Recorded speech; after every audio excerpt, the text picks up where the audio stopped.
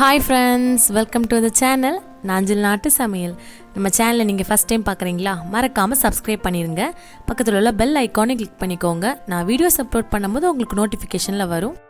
இன்றைக்கி நம்ம உளுந்த வடை எப்படி செய்கிறதுன்னு வாங்க பார்க்கலாம்.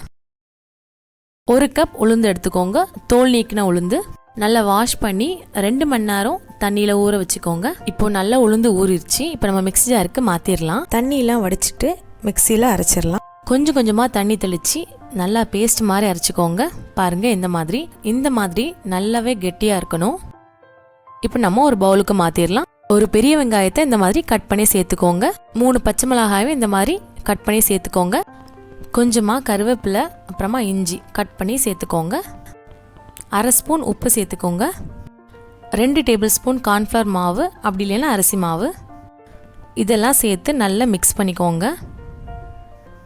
1 ஸ்பூன் நல்ல மிளகு சேர்த்து நல்லா மிக்ஸ் பண்ணிக்கோங்க. கையில் இந்த மாதிரி தண்ணி தொட்டுட்டு கொஞ்சமாக மாவு எடுத்துக்கோங்க. இந்த மாதிரி உருட்டிக்கோங்க. உருட்டிட்டு அப்படியே லைட்டாக தட்டிக்கோங்க. இந்த மாதிரி ஓட்டு போட்டுக்கோங்க. அவ்வளோதான். மீடியம் ஃப்ளேமில் வச்சுக்கோங்க. பாருங்கள், இந்த மாதிரி சூடாக இருக்கணும். நம்ம வடையை போட்டோன்னே அப்படி மேலே வர்றது மாதிரி. இப்போ நம்ம ஒவ்வொரு வடையாக பொரிச்சிடலாம். கொஞ்சம் பெரிய கடாயினா நீங்கள் 2-3 வடை சேர்த்தே ஃப்ரை பண்ணிடலாம்.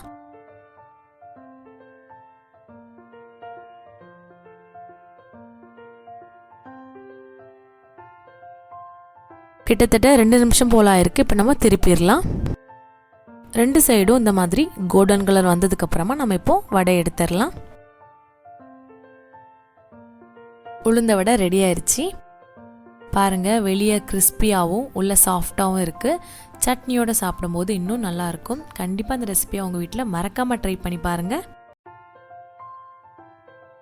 இந்த வீடியோ பிடிச்சிருந்தா வீடியோக்கு லைக் பண்ணிவிட்டு மறக்காமல் நம்ம நாஞ்சில் நாட்டு சமையலை சப்ஸ்கிரைப் பண்ணிடுங்க. தேங்க்ஸ் ஃபார் வாட்சிங். பை.